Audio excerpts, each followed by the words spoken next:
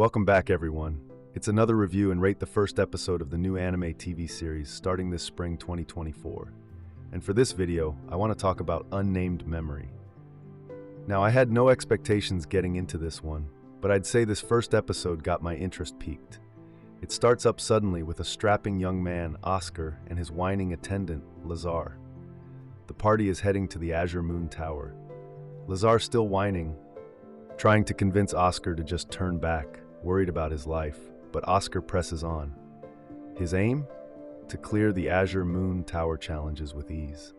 You see, this man has done his research, so he knows what he's walking into. In the first challenge in the tower, the two men landed on a platform where snakes showed up in a group, causing Lazar to panic. One of the snakes tries to scare the party, but Oscar catches it like a boss and notes that it's not poisonous. Now, the first real challenge starts with a stone monument of some writings of a difficult math problem that nobody had ever solved, not until around 100 or so years ago. But Big Brain Oscar successfully solved it. Both the stone monument and all of the snakes disappeared after that. In the second challenge, Oscar and Lazar run into magic guardians as they progresses further up the tower. In another part of the tower, a familiar called Latola reports the progress of the adventurers to her master, the witch, Tinashe.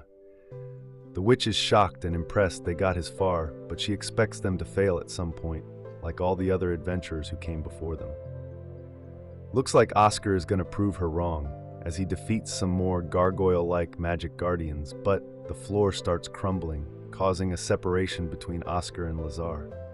Lazar, though a wuss, tried to be a hero, insisting Oscar continue his journey and not try to save him. As a master, Oscar's life is far more important than his own. It's too late for Lazar now, and he falls into the hole, out of sight. A bit sad from watching his royal guard fall to a depth that could only mean splat, Oscar moves on, going up the tower and reaching the top.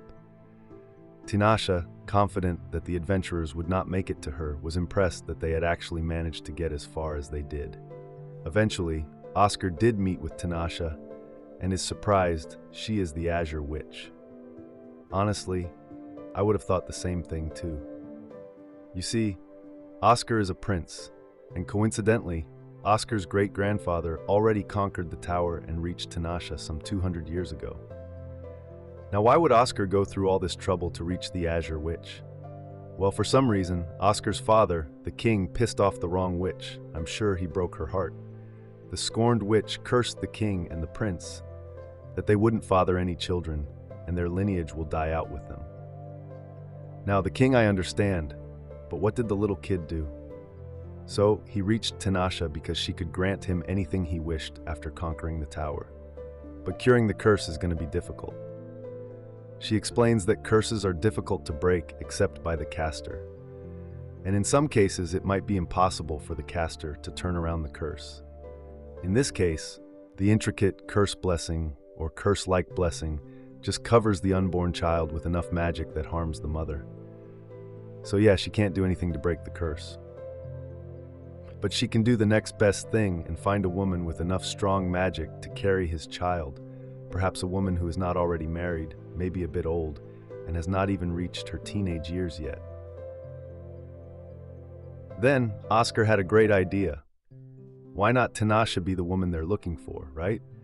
I mean, she has enough magic, she is a witch, she's not married, and she's quite old, even though she doesn't look it. When Tinashe figured out what Oscar was getting at, she aggressively rejected and refused his proposal. For one reason, nobody would want royal blood to be mixed with witch blood, especially the nobles who would burst a vein at that thought. Giga Chad Oscar wouldn't mind that though. Still, Tinashe wasn't pleased at being called old, even though she stopped aging long ago and looked more like a young girl, possibly in her teens or early 20s. She attempted to wipe Oscar's memories, but the prince stood his ground, brandishing the national treasure sword that cancels out any magic, causing her to back down after a bit more tension between them. Oscar suggested one more idea, that Tinashe goes back to the kingdom with him for a year, with the hopes he wins her heart. Tinashe grudgingly agrees, and they set out to leave.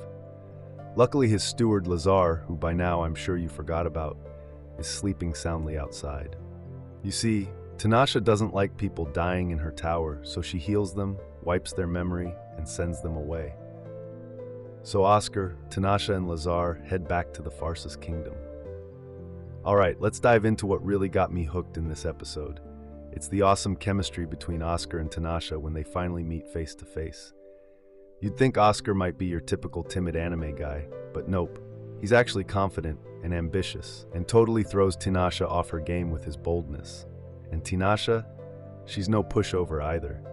She's got her pride and sass, which leads to some hilarious clashes with Oscar's schemes. I like the whole vibe of this anime as it feels more grown-up with characters who've got real personalities. And that twist where Tanasha ends up living with Oscar for a year as payback for turning down his marriage proposal? Classic. I can't wait to see how this unfolds. There's definitely more to this story beneath the surface, and I think it's going to be a wild ride. If you're looking for a fresh fantasy anime this season, keep your eyes on this one. It's different, it's fun, and it's promising some serious excitement. So, I'll give it a 7.9 rating. Thank you for watching. If you enjoyed this video, leave a like and subscribe because I will be doing more videos like this one. So stay tuned.